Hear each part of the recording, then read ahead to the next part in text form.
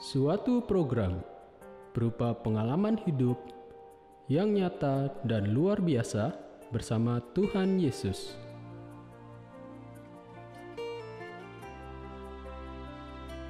Untuk memberi kekuatan, jawaban, dan jalan keluar bagi mereka yang membutuhkannya.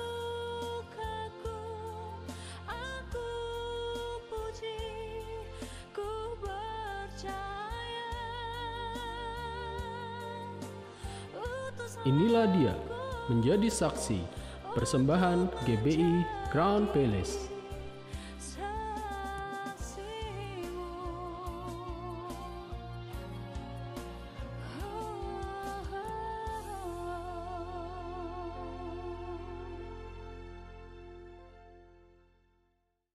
Shalom. Kembali lagi dalam program Menjadi Saksi, suatu program luar biasa berupa perjalanan hidup yang nyata dan juga luar biasa bersama Tuhan Yesus, dan siap untuk memberikan kekuatan, jawaban, serta penghiburan bagi Bapak Ibu dan teman-teman yang mengikuti program ini.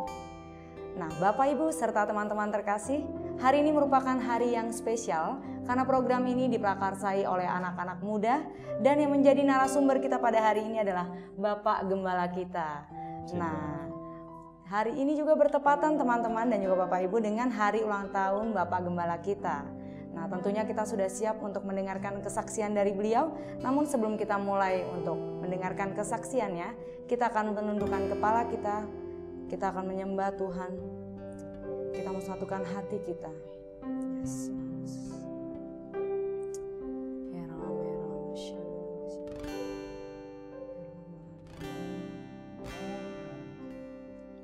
Biar Engkau hadir di tengah-tengah kami, Tuhan.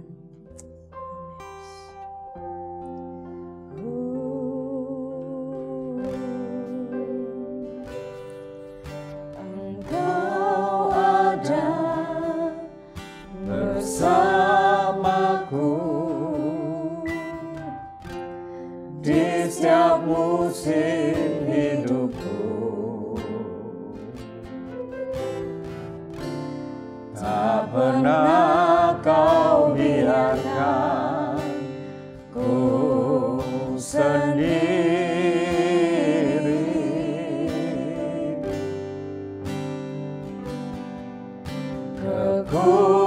Kekuatan di jiwaku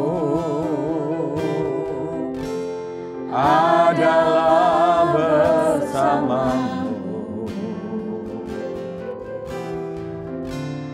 Tak pernah ku ragukan kasih-Mu. Mari kita mau angkat penyembahan kita. Bersamamu Bapa, ku lewati semua perkenanan-Mu ya. Teguhkan hatiku, Engkau yang bertindak, memberi pertolongan.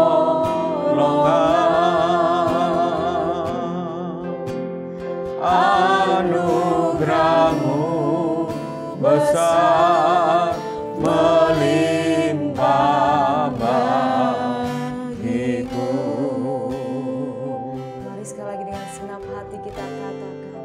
Oh, Engkau ada bersamaku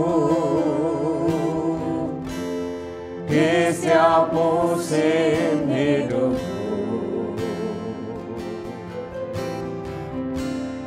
Tak pernah Kau biarkan ku sendiri.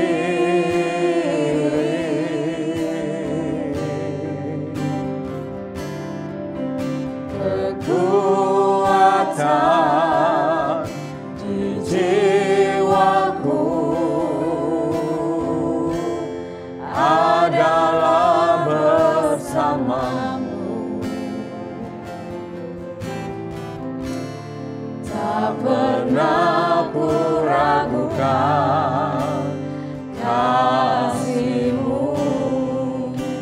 bersamamu. Ya,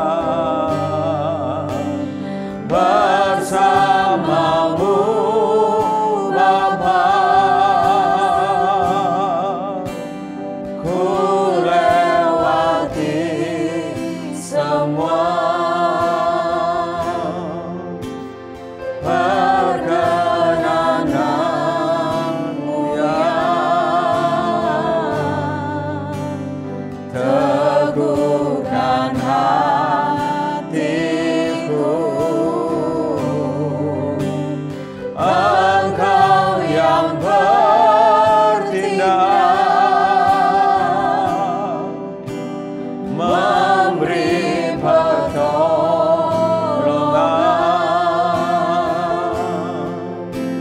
anugerah-Mu besar melimpah bagiku.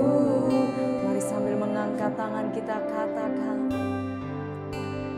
bersamamu Bapa, ku lewati semua perkenananmu ya, teguhkan hatiku, Engkau yang bertindak, memberi pertolongan,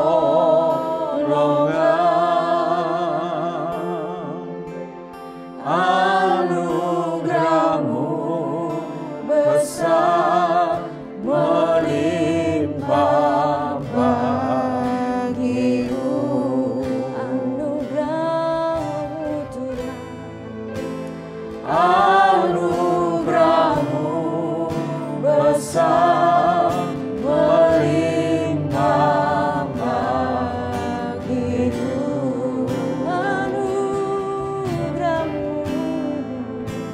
Anugerah-Mu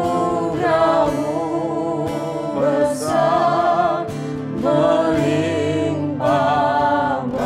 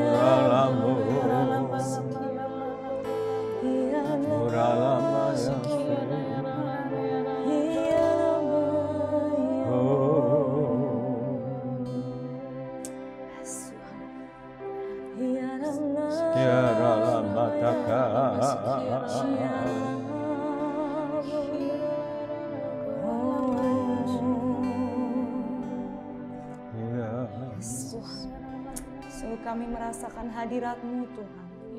Yes. Sebab Engkau Allah kami yang sungguh baik Tuhan. Engkau Allah kami yang turut bersama kami menjalani setiap hari-hari kami Tuhan. Yeah. Dan di hari yang spesial ini Tuhan, kami mohon lawatan-Mu Tuhan. Kami mohon tuntunan-Mu Tuhan. Biarlah Tuhan setiap Bapak, Ibu dan teman-teman kami Tuhan yang mengikuti setiap program kami pada hari ini, Engkau yang memberikan kekuatan Tuhan. Amin. Engkau yang memberikan penghiburan Tuhan. Sebab Engkau Allah yang maha tahu Tuhan. Engkau yang mengetahui setiap masalah dan beban yang kami hadapi Tuhan. Namun biarlah Tuhan pada hari ini Bapa, melalui kesaksian dari Bapak Gembala dan Ibu Gembala kami Tuhan, kami boleh dikuatkan Tuhan. Kami boleh semangat menjalani setiap hari-hari kami Tuhan. Biarlah kami memperoleh penghiburan Tuhan daripada Engkau Tuhan. Biarlah Engkau yang menyusun Tuhan. Engkau yang menuntun setiap acara kami Tuhan. Dari awal pertengahan hingga akhirnya Tuhan. Sebab kami percaya Tuhan, setiap 1-2 orang Tuhan berkumpul Tuhan, Roh-Mu ada di tengah-tengah kami Tuhan. Engkau menjamah setiap hati kami Tuhan. Biarlah Engkau hadir Tuhan, memenuhi setiap kami pada hari ini Tuhan. Dan siap kita yang percaya dan rindu lawatan Tuhan, bersama katakan amin. Haleluya. Selamat datang Bapak Gembala dan juga Ibu Gembala kita pada acara Menjadi Saksi hari ini. Dan ini juga spesial ya, ternyata bertepatan dengan hari ulang tahun dari Pak San sendiri. Amen. Nah, kira-kira Pak, ini sebelum kita masuk nih ya ke pertanyaan-pertanyaan yang lebih lanjut, ini ulang tahun keberapa nih Pak kalau boleh tahu? Kayaknya kalau dilihat masih 30-an ya. 38 lah ya. Wajahnya awet muda ya. 38 kali ya. 38 kali ya loh. 38 boleh lah, asal jangan 83 Oh, aja. jangan 83, jangan dibalik ya. Hari ini berapa ya? Hari ini tepat ulang tahun yang double five, 55. Widih. Oh, 55 55. tahun. Wow, luar biasa. Walaupun kelihatannya masih kepala 4 ya Kak. Iya. Lo kepala 3 kayaknya. Oh, ternyata kepala 3. Ternyata sudah 55 Tadi 3, tahun. sekarang 4. Iya. 38 kan mendekati 4. Nah, kemudian nih waktu masih muda nih Om, awal mula nih ketemu sama wanita cantik di sebelahnya San ini gimana nih Gimana? ceritanya? Cerita dikit, di-spill dikit. Karena ini kan banyak anak muda yang menyaksikan, apalagi nih tema bulan ini kan pernikahan ya Om. Iya, jadi gimana nih? Cerita falling in love. Jadi gimana ya? Ya, saya mau katakan salah satu anugerah terbesar itu buat saya itu ya ini istri saya. Amin. Nah, ini terus terang, ya, memang ini nih istri hamba Tuhan. Jadi memang dari sononya sebelum dunia dijadikan, memang didesain Tuhan untuk jadi istri hamba Tuhan. Jadi memang ketemu itu hatinya sudah hati hamba. Jadi kita ini ketemu itu di gereja, di gereja kecil di daerah Jelambar. Jelambar di Jakarta Barat. Jakarta Ya. Barat. Jadi waktu itu saya diundang untuk pelayanan anak-anak muda. Ya, waktu itu saya umur berapa ya? Kuliah ya, masih kuliah. Mas ingatannya masih kuat. Iya, kan? nih kayaknya. Iya. Yang lebih tajam Kuliah. biasanya Iya. ibu-ibu nih Iya, ingat ya. wanita ingatannya kuat. Kuliah saya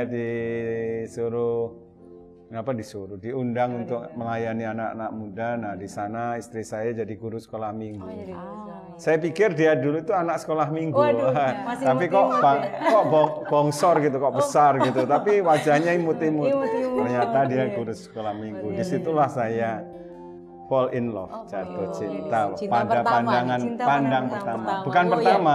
Cinta pandangan pertama. Pandangan pertama. Oh, Love at first sight, ternyata ya. ada ya itu ya. Ternyata Bapak Gembala kita juga mengalami ya love at first sight. Nah kemudian tuh dari awal ketemu itu apakah awalnya udah punya percaya diri nih Om waktu mendekati? Karena kan Tante Kikin masih imut-imut cantik, pasti saingannya banyak ya Om. Nah, ini. Itu gimana Om untuk mendekati itu? Jadi gini, Jujur ya, jujur. jadi waktu ngelihat pada pandangan pertama seneng gitu ya, terus saya berdoa. Oh, berdoa. Berdoa, terus saya ingat waktu udah lama itu ya, waktu saya minta teman hidup sama Tuhan, saya doa, saya itu pengen punya kriteria dia itu seorang pendoa dan dia itu senang sama anak-anak gitu loh. Karena saya ini kan sama anak-anak kurang ya, sangat kurang. Saya pernah ngajar sekolah minggu, anak-anaknya lari semua gitu, kabur dari kelas. Nangis.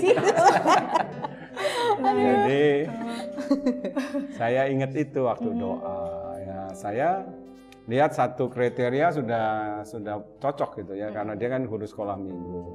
Nah, coba saya cari info tentang dia itu melalui ibu gembalanya yang di Jelambar itu gitu. Dan akhirnya memang saya menemukan apa yang pernah saya doakan, figur seorang istri idaman gitu. Yang cinta anak-anak Dia juga, cinta anak-anak, pendoa Dan juga. dia ternyata pendoa juga begitu. paket Cuma komplit. waktu itu diwanti-wanti sama ibu gembalanya, sainganmu banyak, gitu loh. Gimana tuh, Om? Saingannya Nah, ini. banyak, terus katanya saingannya itu ganteng-ganteng, kaya-kaya. Sedangkan saya waktu itu seorang penginjil, kuliah aja di universitas yang baru terdengar, karena orang tua nggak sanggup menyekolahkan, jadi keluarga yang kurang mampu. Nah, saya bilang sainganmu banyak, gitu. Cuma saya bilang begini, gitu, mereka bapaknya boleh kaya-kaya, gitu, punya toko, punya pabrik. Saya bilang siapa takut, bapakku punya bumi dan segala isinya, gitu. Jadi pede aja. Kayak dari awal emang kayak Emang udah pede, hamba Tuhan iya. banget ya. Tuhan banget ya. Nah ini kalau kita balik lagi ke kehidupan Pak San nih, karena kan udah 55 tahun nih kan. Kira-kira perjalanan pertama waktu ketemu Tuhan Yesus atau awal pertobatannya tuh gimana Pak San? Akhirnya. Memang kalau ingat peristiwa pertobatan itu, saya merasa benar-benar kasih karunia ya. Tuhan itu benar-benar pilih, karena begini, saya memperhatikan dari keluarga besar saya, nggak ada saya ini keturunan hamba Tuhan gitu, nggak ada. Gitu. Keluarga besar saya, nenek moyang saya itu keluarga-keluarga penyembah berhala, dan nggak ada yang jadi hamba Tuhan, jadi pendeta. Nah, semenjak saya kecil, kata mama saya waktu saya bayi, saya itu udah sering kali mengalami yang namanya dekat dengan yang namanya kematian. Saya sering sakit-sakitan. Mungkin karena papa saya itu kan senang dengan perdukunan. Senang dengan perdukunan, sehingga kan kuasa kegelapan itu kan pekerjaannya mencuri, membunuh, dan membinasakan kan. Ya, jadi kecil itu udah akrab dengan kematian, dengan sakit-sakitan. Nah, mama saya itu bilang waktu saya umur 6 bulan, mama saya itu percaya Tuhan. Ya. Nah, ini juga seperti Timotius, karena iman ibunya. Jadi dia bawa saya umur 6 bulan itu dia serahkan saya ke gereja. Salah satu gereja di kota kecil di Kediri itu dia bawa saya, dan saya percaya itu karena Tuhan mendengar doa seorang ibu. Iya, dan menyerahkan anaknya kepada Tuhan. Nah, setelah itu, semenjak itu dari 7 bersaudara yang ada, saya anak paling besar. Saya ini dari kecil senang sekali dengan yang namanya gereja. Jadi ada gereja setempat, di tempat itu ada bikin pos PI gitu dekat rumah, ada sekolah minggu saya ikut. Dulu belum terlalu ngerti mesti ke satu gereja gitu ya. Jadi saya emang kemana-mana ya pokoknya ikut aktif. gitu Dari ya. kecil tuh sudah senang itu. Nah, pertobatan saya terjadi itu unik. Jadi waktu saya kelas 3 SMP gitu, 2 SMP, 3 SMP, saya terlibat kenakalan anak-anak remaja, anak-anak sekolah. Jadi kenakalannya itu berantem sebenarnya. Jadi bukan kenakalan kayak narkoba apa sebagainya, enggak, tapi di sekolah itu kan saya sekolah negeri, SMP Negeri 1 Kediri.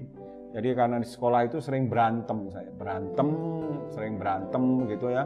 Ya berantem. Nah, saya pernah satu kali naik sepeda motor tuh dihadang banyak anak-anak yang saya nggak kenal gitu. Nah, untung saya ditolongin sama tukang becak.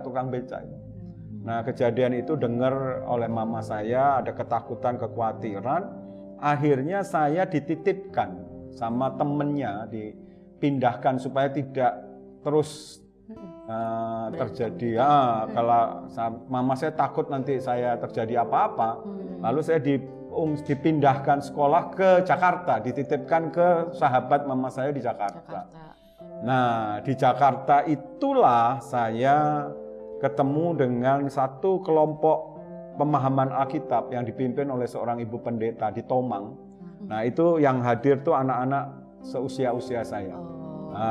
Saya diajak ikut teman sekolah, waktu itu saya sekolah Kristen, di sekolah Kristen Okumene, namanya sekolah Puko, namanya Okumene. Nah, diajak oleh teman sekolah itu untuk ikut pemahaman Alkitab. Nah, waktu pemahaman Alkitab itulah ibu pendeta ini cerita tentang keyakinan akan keselamatan. Jadi saya baru ngerti ternyata dalam Yesus itu ada jaminan, ada kepastian untuk kita terima keselamatan, masuk surga. Selama ini kekristenan saya hanya sekedar ibadah, hanya sekedar ke gereja, tapi saya belum mempunyai keyakinan, belum mempunyai kepastian. Karena saya memang Kristen tapi belum pernah terima Yesus sebagai Tuhan dan Juru Selamat. Nah, disitulah waktu Ibu Pendeta itu mengajar tentang keselamatan, jaminan keselamatan, dan terakhir dia undang siapa yang belum pernah terima Yesus. Nah, saya merasakan waktu saya buka hati, terima Yesus, saya nangis. Kenapa saya nangis? Yang lainnya nggak banyak yang nangis. Mungkin waktu itu hanya 2-3 anak, tapi saya nangis. Saya merasa saya paling kenceng nangis. Nangis sejadi-jadinya, karena saya belum pernah merasakan kasih yang seperti itu. Saya nggak lihat, tapi saya merasakan ada pribadi yang lain yang hadir di PA itu. Dan saya yakin itu Tuhan Yesus. Ya, Tuhan Yesus yang sedang menjumpai saya. Nah, saya belum pernah sekalipun saya dari kecil ke sekolah minggu, ya bolak-balik ke gereja, saya rajin, saya belum pernah mengalami pengalaman seperti itu. Saya nggak lihat, tapi saya bisa merasakan kasih itu. Itulah awal pertobatan saya. Nah, dari semenjak itu, saya mulai ada kesukaan berdoa, baca Alkitab setiap hari, dan kerinduan untuk melayani. Luar biasa ya, jadi kesaksian dari Om San tentang awal pertobatannya, gimana dulu tentang kehidupan masa lalu sebelum mengenal Tuhan Yesus. Nah, akhirnya Om ini kan membawa Om San ke awal pertobatan itu, tentunya ada hal yang paling berkesan atau menarik ya selama 55 tahun ini perjalanan hidup Om San. Boleh diceritakan Om, apa yang paling berkesan selama 55 tahun itu? 55 tahun hidup ini ya, hari ini ulang tahun. Ada banyak sebetulnya ya. Tapi yang nggak pernah saya bisa lupakan itu bagaimana saya pernah terhilang. Saya kan dari SMP itu waktu bertobat terus melayani kan. Menggebu-gebu melayani. Saya waktu itu juga melayani di persekutuan gereja, persekutuan Okumene di Tomang. Terus melayani, menginjil ke sekolah-sekolah, kampus-kampus. Nah, sampai akhirnya saya bekerja. Nah, waktu saya bekerja, saya mulai mengenal yang namanya uang, ya, limpah, dan apalagi waktu saya masuk ke perusahaan besar, ya. Jadi saya sempat terhilang hidup jauh dari Tuhan. Sudah menikah itu, ya, terhilang jauh dari Tuhan. 6 tahun saya tinggalkan Tuhan, saya tinggalkan pelayanan, dan saya merasa hidup saya jauh sekali dari Tuhan, dan saya juga hampir kehilangan istri dan anak-anak saya karena hidup saya jauh dari Tuhan. Dan waktu itu saya berpikir begini, dalam masa saya terhilang tuh saya rasanya nggak mungkin bisa kembali. Bayangin ya, saya dari 15 tahun, saya bertobat, terus saya melayani, menginjil kemana-mana, ke sekolah-sekolah, ke kampus. Waktu itu umur saya sekitar umur 26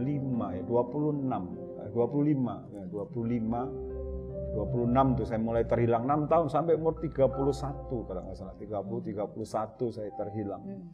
Nah, itu coba bayangkan, sudah 15 sampai ke 25 itu udah 10 tahun pelayanan, 11 tahun pelayanan nyala-nyala atau terhilang gitu ya. Saya kehilangan 6 tahun. Dan di saat-saat itu saya sepertinya, wah, saya udah terlalu jauh. Saya berpikir gini, wah, saya nggak bisa kembali. Saya kayaknya akan kehilangan juga istri dan anak-anak saya. Saya pikir saya mau tinggalin aja lah Tuhan, saya mau tinggalin keluarga saya nggak tahu mesti hidup gimana. Karena saya rasanya sudah terlalu jauh.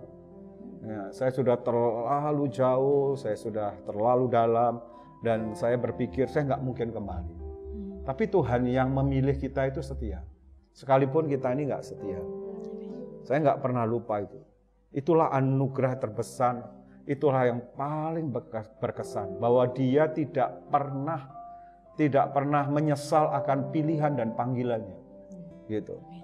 Nah, melalui seorang hamba Tuhan yang sederhana, yang waktu itu ke rumah, yang saya minta tolong karena anak saya sakit ya. Siapa yang sakit? Deborah. Bukan sakit.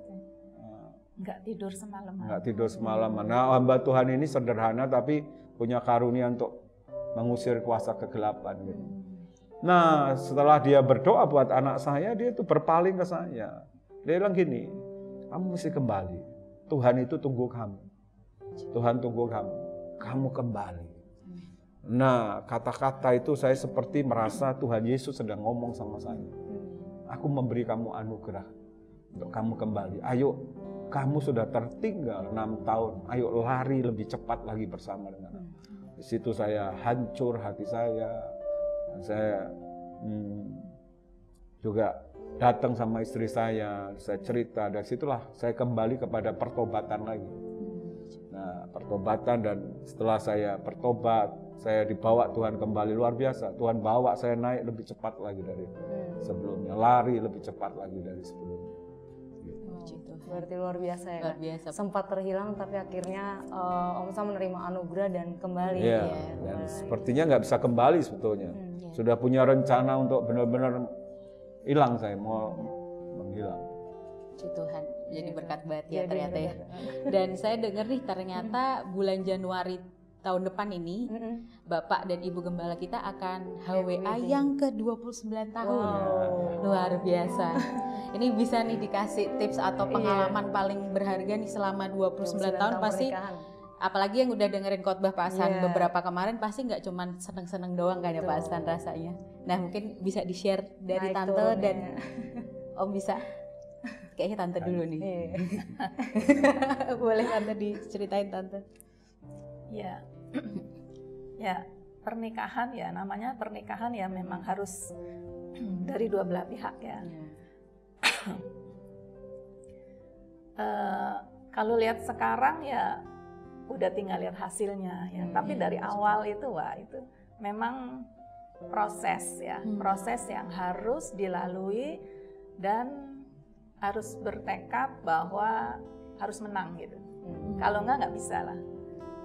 Maunya kita lepas dari pernikahan kalau kita nggak mau berjuang ya, karena memang berat untuk dua menjadi satu itu berat ya. Tapi ya itu Tuhan itu, karena Tuhan yang punya rencana, Tuhan yang punya rancangan, asalkan kita mau jadi gitu kehendaknya. Puji Tuhan. Itu jadi memang harus udah kuat dulu dari awal. Ini kalau dari Om San sendiri nih, kira-kira apa yang paling berkesan?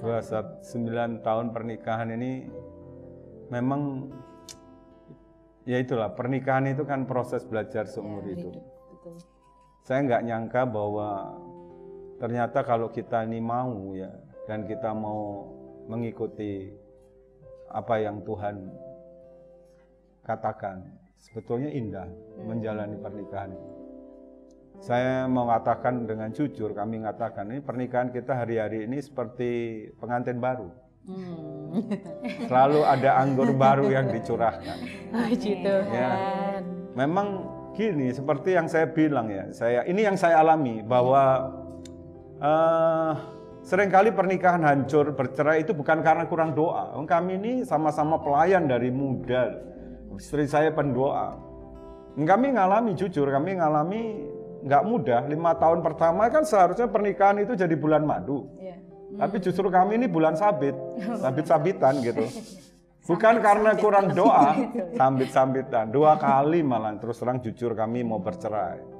Bukan karena kurang doa, karena kurang pengetahuan.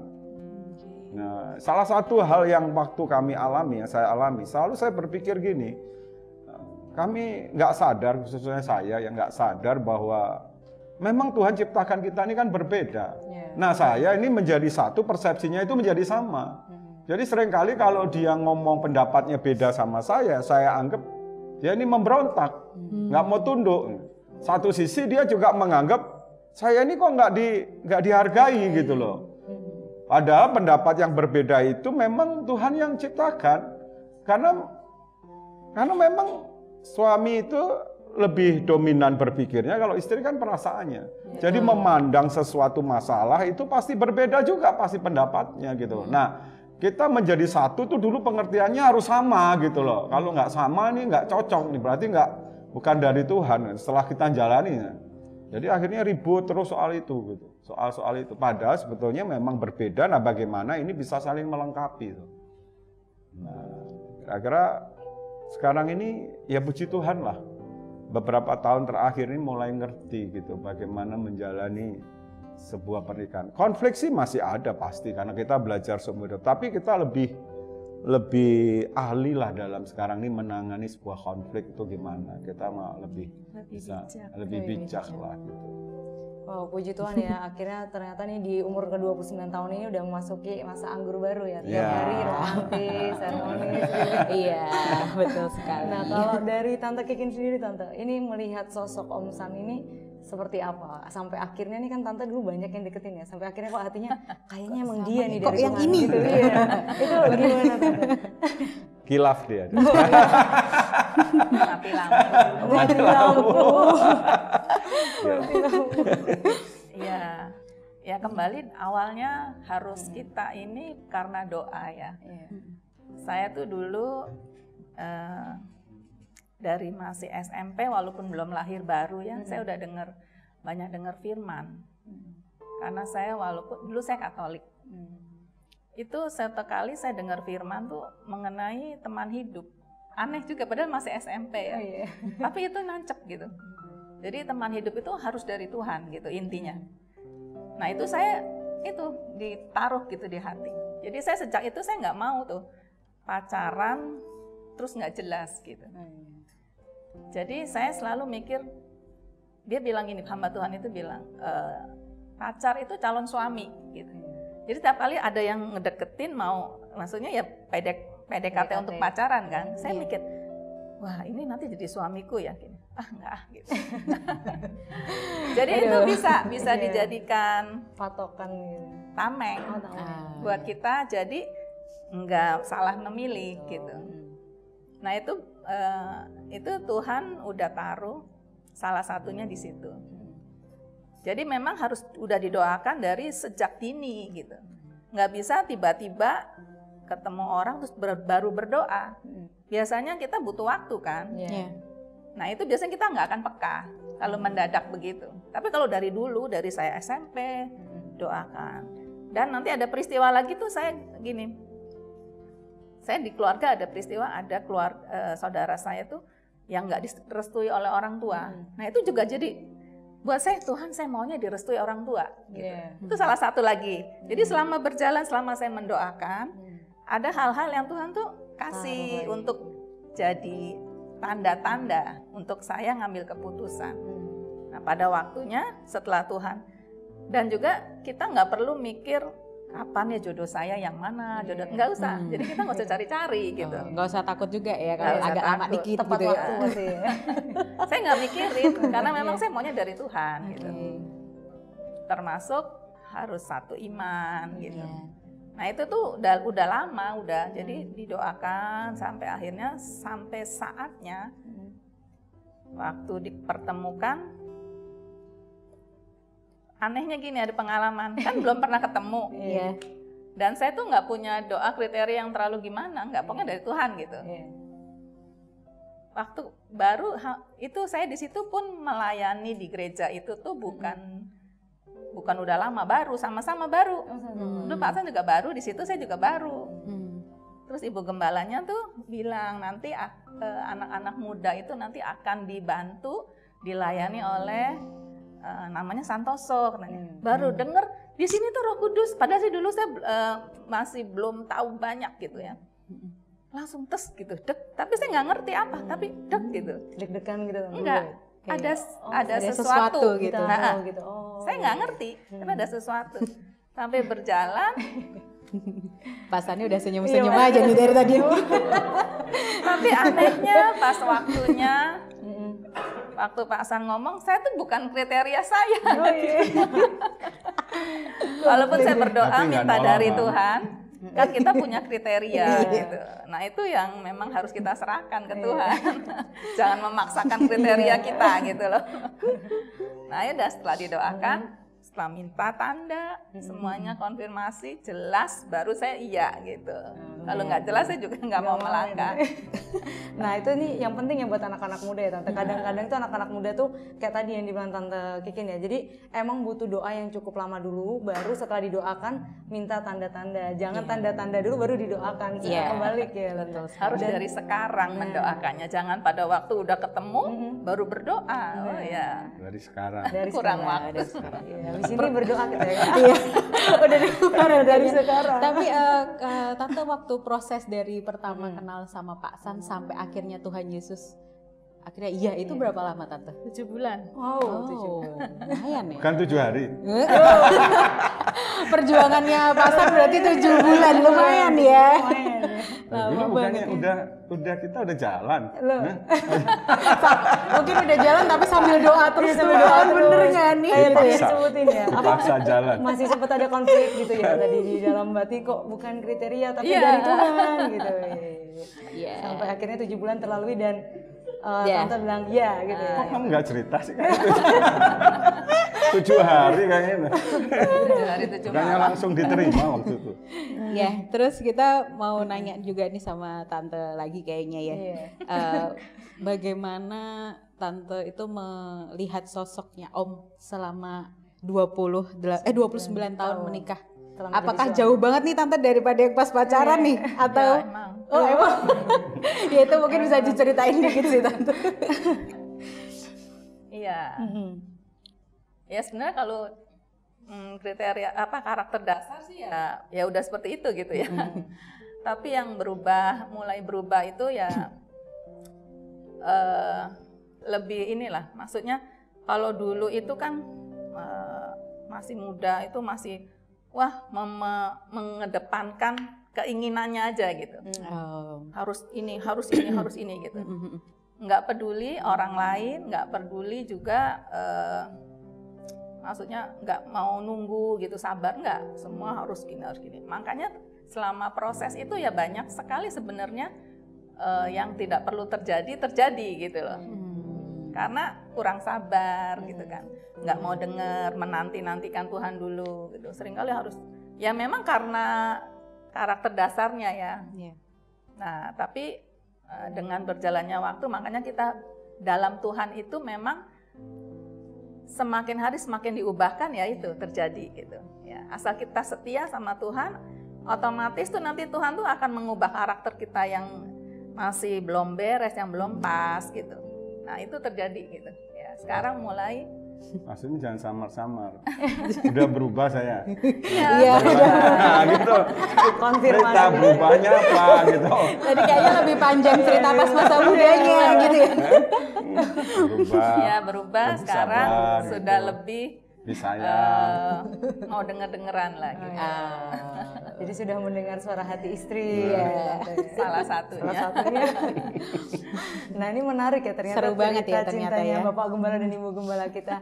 Nah itu kan tadi kita bahas yang seneng-senengnya gitu ya. Tapi kan nih kalau kita pernah dengar nih Om, awal melayani itu kan Om San sebagai full timer ya. Nah itu awal mulanya tuh gimana Om? Melayani kan melayani sebagai full timer maksudnya, bukan melayani Tuhan. Kalau melayani kan dari semenjak umur 15 bertobat. 15 tahun. Bagaimana Awal jadi pelayanannya. bagaimana awalnya bisa melayani sepenuh waktu. Ya itu. Jadi setelah saya 6 tahun terhilang itu dan Tuhan beri kasih karunia kembali, artinya second chance, kasih kesempatan saya. Nah, saya disuruh Tuhan itu, ingat saya waktu doa suruh lari lebih cepat. Nah, tiba-tiba dalam keadaan saya lagi, Tuhan menjumpai saya, Tuhan mulai bawa saya kembali ya dari 6 tahun terhilang itu. Saya diingatkan akan waktu saya SMA itu, saya diingatkan akan panggilan saya untuk melayani sepenuh waktu. Jadi waktu saya lihat rangkaian hidup saya dari semenjak saya diserahkan, nggak ada lagi yang rindu melayani di keluarga selain dimulai dari saya. Terus SMA saya waktu itu sempat down karena orang tua saya nggak mampu. Saya mau masuk sekolah universitas negeri nggak diterima. Terus saya mulai diingatkan Tuhan untuk melayani sepenuh waktu. Cuma waktu saya lulus SMA itu mama saya nggak setuju. Mama saya maunya saya sekolah dulu, sekolah umum dulu. Nah kalau itu ada waktu sambil masih ada waktu untuk sekolah Alkitab boleh gitu. Tapi kalau saya full nggak boleh. Nah, di waktu itu saya kuliah ambil ekonomi, sorenya saya ambil sekolah Alkitab. Nah, setelah 6 tahun terhilang itu dalam masa saya bekerja, nah itulah Tuhan ingatkan kembali akan panggilan full time. Nah, setelah itu saya tanya ke istri, Nah, istri ternyata mendukung. Nah, itu satu konfirmasi. Nomor satu penolong dulu. Dan baru kedua saya komunikasi dengan Bapak Gembala saya. Ya, di BSD waktu itu. Nah, Bapak Gembala saya juga mengkonfirmasi benar. Dan dia memang butuh wakil untuk melayani di sana. Nah, itulah saya menyerahkan hidup saya sepenuh waktu. Ya, padahal dalam kondisi pekerjaan yang sangat baik. Nah, saya kerja di perusahaan perusahaan itu, saya terakhir itu udah national sales manager. Waktu saya memberikan hidup saya, promosi kan sebenarnya, tapi waktu itu Tuhan minta saya melayani sepenuh waktu. Di BSD saya masih ingat 1 Mei 1999. Saya memberi hidup saya sepenuh waktu. Sebelumnya istri saya dulu, 6 bulan sebelumnya dia dipilih Tuhan untuk juga full time. Sebagai staf daripada Bapak Gembala juga. Puji Tuhan. Luar biasa. Dan itu dari BSD ya pelayanan untuk menjadi full time. Terus akhirnya kok bisa masuk ke Semarang, dapat panggilan akhirnya menggembalakan di Crown Palace, itu ceritanya gimana Pak San? Jadi kalau ke Semarang ini ceritanya mirip cerita Yusuf. Jadi saya full time itu karena mungkin terlalu cepat dipromosi, itu membuat banyak teman-teman itu mungkin ya jealous gitu. Sehingga akhirnya saya nggak tahu persis, tapi akhirnya saya tahu atas banyak masukan teman-teman, saya ini diturunkan, didisiplin oleh gembala sidang saya. Dikandangin istilahnya, nggak dikasih job, didisiplin, ya dicopoti semua jabatan saya. Nah, saat itu saya merasa hidup saya nggak berarti. Saya yang sudah melayani, memberikan hidup saya, mengorbankan semua, kok saya diperlakukan seperti ini, seperti Yusuf yang dicopotin jubahnya, diperlakukan tidak adil, seperti itu. Nah, di saat-saat seperti itulah Tuhan bicara kepada saya di menara doa untuk saya ngerintis sendiri gereja itu. Nah, satu saya berdoa untuk ngerintis sendiri, saya berdoa ada beberapa tempat, ya, ada Malaysia, ada Surabaya dan Semarang. Nah, lewat adik saya juga ada di sini, itu juga konfirmasi yang dapat mimpi dulu. Terus juga dapat mimpi juga saya. Dapat mimpi saya ketemu Pak Niko dalam mimpi itu. Jadi Pak Niko ini bukan gembala sidang saya, gembala pembina. Ya. Temu dengan Pak Niko mengurapi saya waktu itu. Dalam mimpi itu saya diurapi, dipanggil diurapi.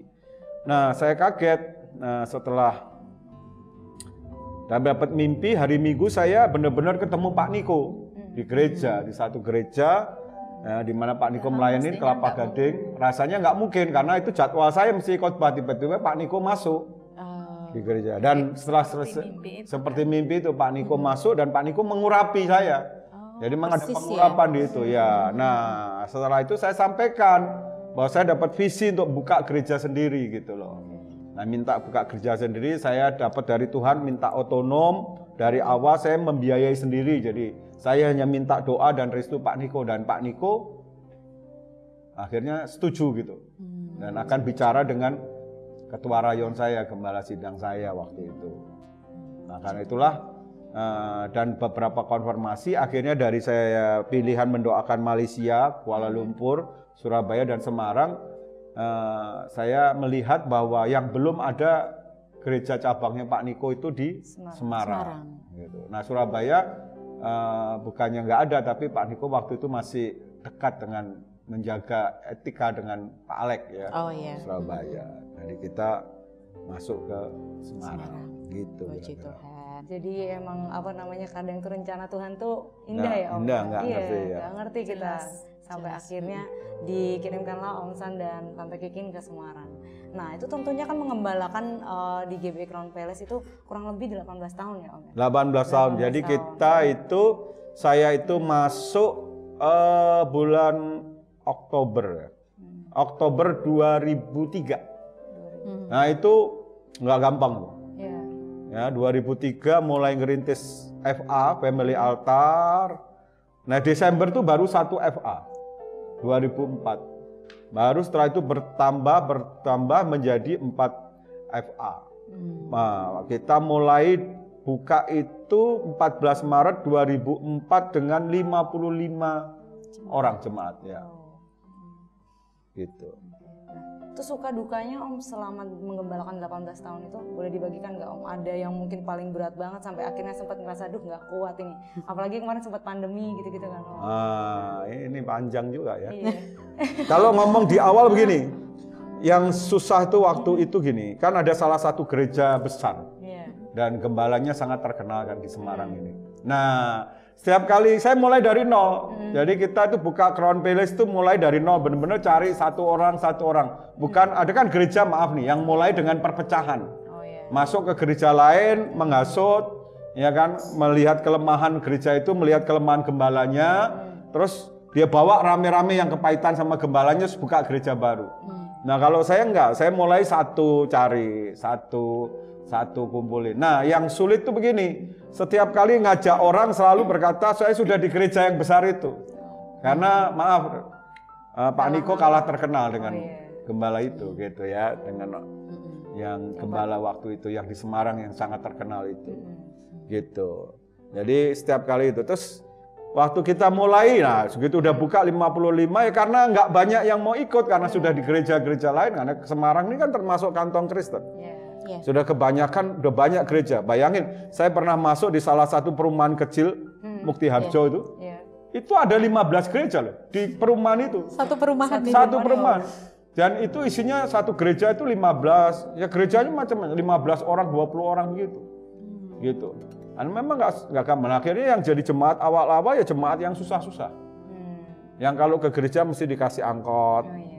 Ya, terus memang yang susah gitu, mbok-mbok, encim-encim yang memang susah duit. Jadi ke gereja ya karena dia mau ke gereja karena saya nolong bayarin listriknya, bayarin Sembako, anaknya sekolah gitu. Dan itu sering terjadi, lagi tidur di rumah udah ditungguin sama encim-encim sama untuk cari itu. Ya itu awal, waduh sedih sekali. 5 tahun pertama itu saya nggak gajian. Karena memang keuangan gereja nggak mencukupi untuk menggaji saya. Jadi memang hidup saya oleh karena kasih karunia Tuhan itu aja.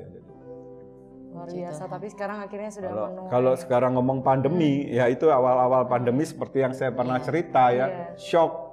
Saya berpikir, wah kita habis ini, pada nggak kebaktian, gimana kita masih sewa semua, apakah kita sanggup gitu untuk bisa terus beribadah. Tapi ternyata lewat pandemi ini Tuhan buka pelayanan online kan. Nah, lewat pelayanan online saya belajar, saya mengikuti. Puji Tuhan, onsite kita bagusin, kita tetap jalankan, online kita jalankan, dan membuat gereja ini tetap boleh survive. Puji Tuhan. Luar biasa. Ya. Puji Tuhan. Semua karena kasih karunia Tuhan. Ya, dan pelayanan untuk biasanya jadi pengerja biasa sama jadi ibu gembala pasti beda kan ya Tante. Nah, kalau dari Tante sendiri nih selama ini mendampingi Bapak Gembala selama 18 tahun ya, hampir 18 tahun ini gimana Tante? Kalau ini ya saya awalnya itu karena dapat konfirmasi juga ya dari Tuhan memang harus ke sini. Jadi saat-saat ngalami hal-hal yang bisa bikin kita nangis gitu. Ya saya tuh justru bersyukur ya. Ini nih salah satu proses gitu yang Tuhan mau. Karena jelas sekali Tuhan mau kita kesini gitu. Ya itu kekuatan Tuhan lah yang membuat semuanya itu menjadi indah gitu. Kalau nggak mungkin. Luar biasa ya. Nah ini sebagai pertanyaan terakhir nih ya, mungkin apa yang menjadi kerinduan dari Om San dan juga Tante Kikin ya untuk gereja ini yang mungkin sampai saat ini tuh masih didoakan dan belum kesampaian? Siapa dulu? Siapa dulu? Silakan. Ladies first atau Bapak Gembala? Ya, saya itu simple orangnya berpikir. Saya berjalan sama Tuhan dan dilatih Tuhan begitu kuat dan begitu keras. Saya mengerti bahwa kalau nggak karena Tuhan nggak mungkin. Ya, sekalipun saya ini mungkin punya kepintaran, punya kepandaian, punya kehebatan, nothing. Kalau nggak karena Tuhan. Nah. Oleh karena itu kami mengambil prinsip begini. Kami hanya ingin melakukan apa yang menjadi kehendak Tuhan. Amin. Ada banyak pelayanan yang bisa kami lakukan, ada banyak. Ya, undangan, tawaran, jabatan. Tapi kami berkomitmen. Kami belajar untuk enggak ambisi. Jadi bukan kehendak kami sendiri, tapi benar-benar kami belajar untuk ngerti apa sih yang jadi kehendak Tuhan. Gitu ya. Nah, Tuhan itu taruh dua hal yang kuat.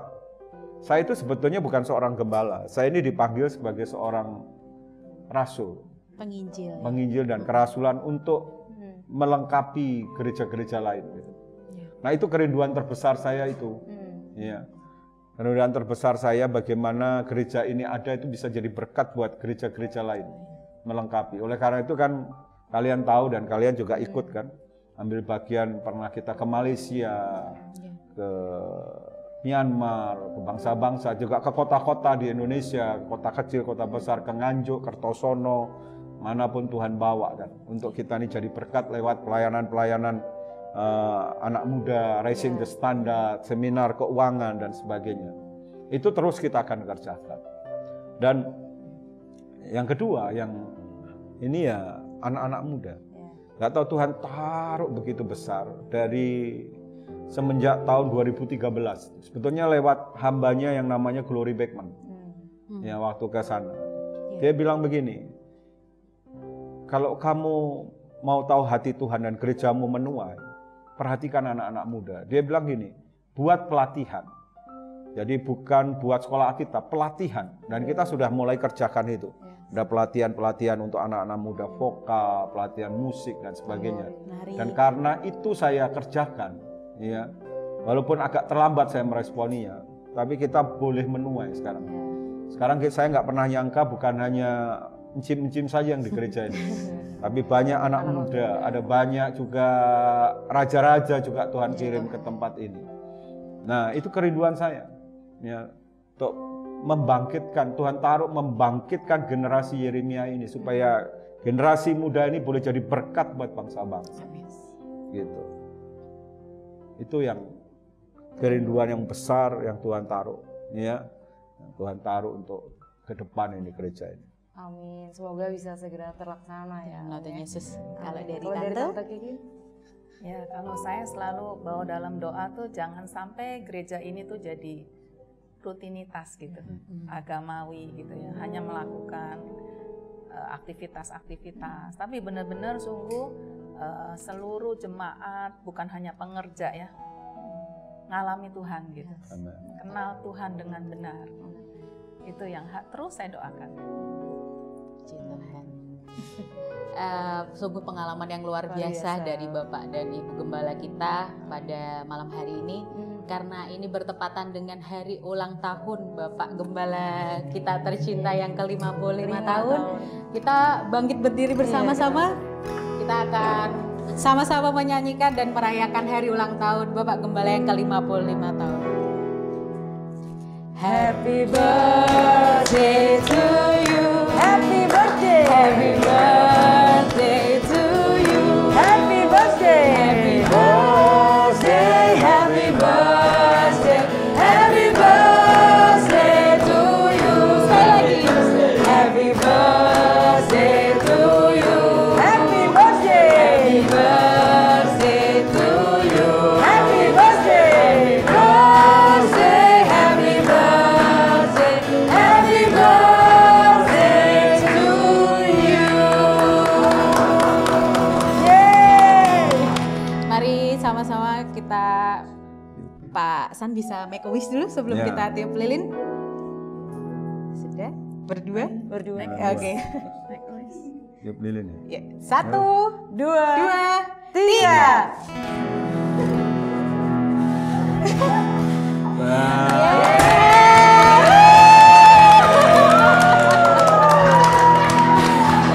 Boleh ditaruh kuenya, bisa dicium dulu kali Tante, iya. omnya yang lagi ulang tahun.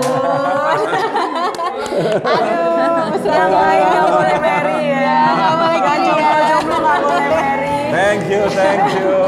Oke, biasanya di menjadi saksi, Pak San yang akan mendoakan kita semua. Tapi pada kesempatan spesial hari ini, saya mengundang Bapak Ibu dan teman-teman yang di rumah, kita bisa bangkit berdiri bersama-sama.